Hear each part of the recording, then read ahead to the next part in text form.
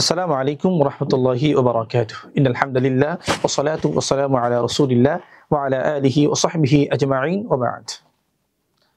চলুন আমরা আজকে এই ক্লাসে ইনশাআল্লাহ আমরা আমাদের আরবি হরফের ২৯ টি হরফ সম্পর্কে এই পরিচয় আমরা শেখার যে ওরিয়েন্টেশন ক্লাসে আমরা বলেছিলাম যে আমরা পর্যায়ক্রমে আমাদের হরফ, হারাকাত, তানবিন এই সবগুলো আমরা ইনশাআল্লাহ শেখার চেষ্টা করব।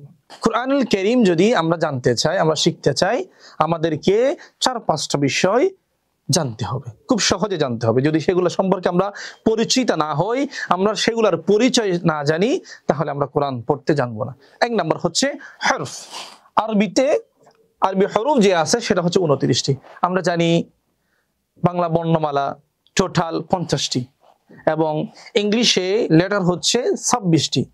বাংলা বর্ণমালা যখন আমরা পড়ি স্বর ও, স্বর আ, ক, খ, রি, এগুলো যখন আমরা পড়ি তখন এগুলো উচ্চারণের জন্য আমরা একটা সেন্টেন্স মেক করার জন্য আমরা আকার, রস্যিকার, রস্যকার এই সবগুলো ব্যবহার করি। তদ্রূপ কুরআনুল কারীম জানার জন্য আমাকে ২৯টি হরফ সম্পর্কে জানতে হবে। এগুলাকে এক বচনে হরফ বলা হয়। অনেকগুলো একসাথে আসার কারণে এগুলাকে আমরা কি বলি? হরুফ বলি। হরুফ হচ্ছে বহু বচন, এক বচনে হরফ।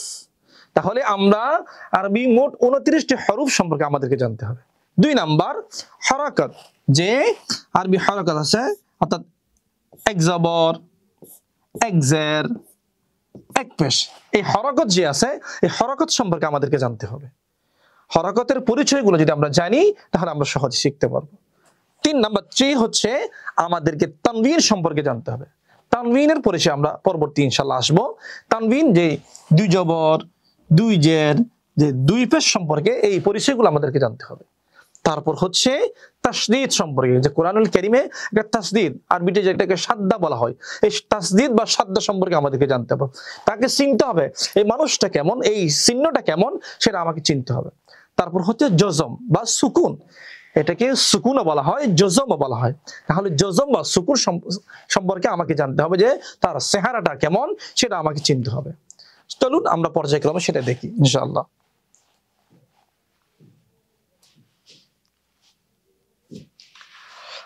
প্রথমে আসি আমরা হরকত।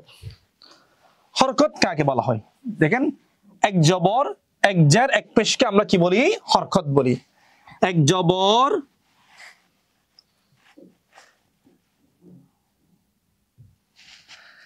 অর্থাৎ এক জবর, এক জের, এক পেশকে আমরা কি বলি? হরকত বলি। তাহলে হরকত টোটাল মোট ৩টি। আমরা জানলাম কি? এক জবর, এক জের, এক পেশকে আমরা কি জানলাম? হরকত জানলাম। শুধুমাত্র একটা জবর থাকবে, একটা জের থাকবে, একটা পেশ থাকবে, এগুলোকে আমরা কি জানলাম? হরকত। হরকত টোটাল কয়টি? ৩টি। তাহলে দ্বিতীয়তে আসেন, যে তারপর আসেন তানবিন। তানবিন কাকে বলা হয়? যে ২ জবর, ২ জের, ২ পেশকে আমরা কি বললাম? তানবিন বললাম। ২ জবর, ২ জের, ২ পেশকে আমরা তানবিন বললাম। আগে বললাম এক জবর, এক জের, এক পেশকে হরকত। তাহলে হরকতের পরিচয় চিহ্নটা আমরা কেমনে জানলাম? তাদের চেহারাটা কেমন? জাস্ট সিঙ্গেল থাকবে তারা। হরকত এক জবর, এক জের, এক পেশকে কি বলা হয়? হরকত বলা হয়। আবার যদি আমরা বলি যে এই ২ জবর, ২ জের, ২ পেশকে আমরা কি বলি? তানবিন বলি। এই চিহ্নগুলো একটু দেখে নিন, যে এই চিহ্নগুলো দেখলেই আপনি খুব সহজেই চিনে যেতে পারবেন। তাহলে তানবিন আমরা কয়টা পাইছি? তানবিন আমরা পাইছি ৩টা। যে ২ জবর, ২ জের, ২ পেশকে আমরা কি বলি? তানবিন বলি। তারপর আসেন সুকুন বা জজম। এটার আরো কিছু সূরত আছে, চিহ্ন আছে। এই সুকুনটা এভাবেই আসে, যে কোমরে হাত দিলে যে চিহ্নটা দেখতে যেমন লাগে এভাবেও সুকুনটা আসে। আবার সুকুনটা কিছু কিছু জায়গায় এভাবেও আসে। তাহলে এই চিহ্নগুলো যখন আমরা দেখব তখন এটাকে আমরা সুকুন হিসাবে ধরে নিব। তারপর দেখেন তাসদীদ।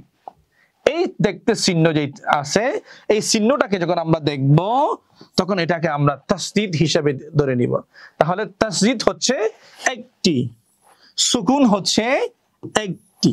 আমরা কি জানলাম, কি শিখলাম? যে এক জবর, এক জের, এক পেশকে হরকত বলা হয়। ২ জবর, ২ জের, ২ পেশকে তানবিন বলা হয়। তারপর শিখলাম কি? সুকুন। এই চিহ্নটাকে বলা হয় সুকুন বা জজম। সুকুন বা জজম, আমরা জজমের পরিচয়টা, তার চিহ্নটা, তার সুরত চেহারাটা কেমন হবে সেটা আমরা চিনলাম। তারপর হচ্ছে তাসদীদ, এই চিহ্নটাকে বলা হয় তাসদীদ। ওকে, এবার আমরা আসি যে আমাদের এখানে লিখে আছে মাদের হরুফের সাহায্যকারী তিনটি হরুফ, তিনটি। অর্থাৎ আমরা পরবর্তী জানবো মাদের হরুফ বলতে কি। আমরা জানি মাদের হরুফ তিনটি, আলিফ, ওয়াও, ইয়া। অর্থাৎ মাদ শব্দের অর্থ হচ্ছে টেনে পড়া। আমরা পড়ি না আলামিন, আমি যে টানলাম আ মিন, এই মাদটা আলিফ মাদ আমি করলাম, টেনে পড়লাম একটু, এটাকে মাদ বলা হয়। এই টেনে পড়ার তিনটা চিহ্ন আছে, যে চিহ্নগুলো আমরা দেখলে আমরা ওই শব্দটাকে, ওই লেটারটাকে, ওই হরফটাকে আমরা একটু মাদ করে দীর্ঘ করে টেনে পড়বো। যেমন এটাকে বলা হয় খাটা জবর, এটাকে বলা হয় খাটা জের, আর এটাকে বলা হয় উল্টা পেশ। কি বললাম? খাটা জবর, খাটা জের, উল্টা পেশ। অর্থাৎ খাড়া জবর, খাড়া জের, উল্টা পেশ। আর আমার মুখে মুখে বলুন তো দেখি, খাড়া জবর, খাড়া জের, উল্টা পেশ। এই তিনটা চিহ্ন যখন হয় তখন আমাদেরকে একটু মাত করে দীর্ঘ করে টেনে, মাত মানে টেনে পড়া, একটু লম্বা করে পড়া। বিসমিল্লাহ, লা, আমরা জানলাম না, বিসমিল্লাহির রহমানির রহিম, মা, আমি একটু মাত করলাম না, এই মাটা হচ্ছে এই খাড়া জবর। যে খাড়া জবর যখন হলো তখন আমি একটু মা করে টানি পড়লাম। তাহলে আমরা কি জানলাম? খাড়া জবর, খাড়া জের, উল্টা পেশ হলে এক আলিফ মাদ করতে হয়। আমরা আগে চিহ্নটা চিনি, জাস্ট মাদ আমরা পরে করব, যে আমরা চিহ্নগুলো চিনি। এই চিহ্নটা যখন হবে সোজা উপরে, যখন হরুফের উপরে থাকবে তখন সেটা খাড়া জবর, যখন হরুফের নিচে থাকবে তখন সেটা হবে খাড়া জের।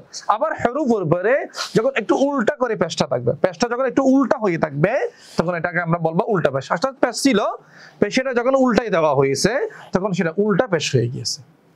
তাহলে আমরা টোটাল চিহ্ন হচ্ছে কোরআনুল কারীমের আমরা চিনলাম 11টা। দেখেন আমরা টোটাল চিহ্ন সর্বমোট 11টা পাইলাম। এক জবর, এক জের, এক পেশ, তিনটা। দুই জবর, দুই জের, দুই পেশ, যেটাকে বলা হয় আমরা তানবিন বলছি। জজম, তাসদীদ, খাটা জবর, খাটা জের, উল্টা পেশ। তাহলে আমরা জানলাম টোটাল 11টি চিহ্ন পাইলাম। এই 11টি চিহ্ন সম্পর্কে যদি আমরা জানি, এগুলোর চেহারাগুলো যদি আমরা দেখি, আমরা কোরআনুল কারীমে দেখার সাথে সাথে প্রতিটা পৃষ্ঠায় এই 11টি চেহারা আপনারা দেখবেন। এদের চিহ্নগুলা, এদের চেহারাগুলা আপনারা প্রতিটি পেজে পেজে আপনারা দেখবেন। তাহলে এগুলো দেখলেই আপনি এই পরিচয়টা পাবেন, কোনটা কিভাবে পড়তে হবে সেটা ইনশাল্লাহ আমরা পরবর্তীতে আপনাদেরকে দেখিয়ে দেব। চলুন আমরা তারপরের ক্লাসে।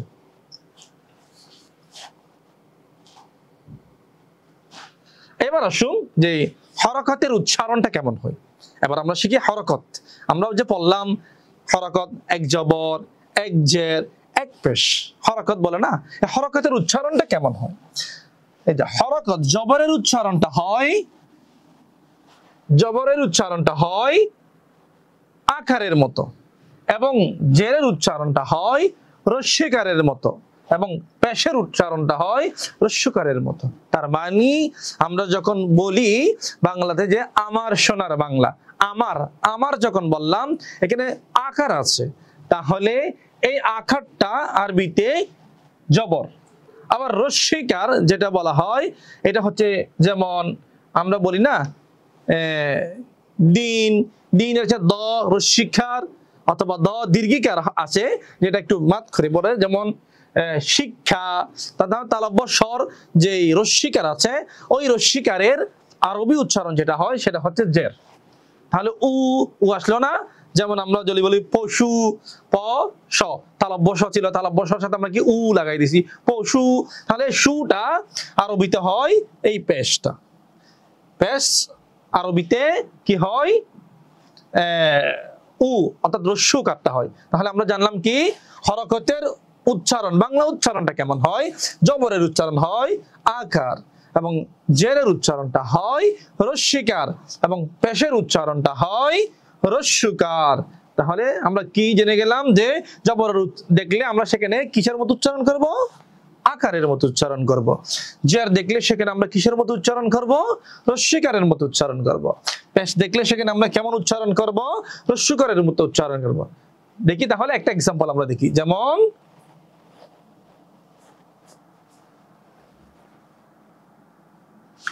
যে বা জবর বা বা জের বি বা পেশ বু, তাহলে জবরের উচ্চারণটা কি পেলাম?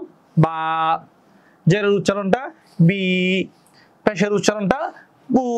আর এভাবে আমরা হরকতের উচ্চারণগুলা ইনশাআল্লাহ করব। তাহলে আমরা যদি প্র্যাকটিস করি আস্তে আস্তে আস্তে ইনশাআল্লাহ আমরা কোরআন শিখে যাব। শুধু আপনাদের কাজটা হচ্ছে একটু প্র্যাকটিস করবেন, আমাদের সাথে থাকুন। ইনশাআল্লাহ পরবর্তী ক্লাসে দেখা হবে। আসসালামু আলাইকুম ওয়া রাহমাতুল্লাহ।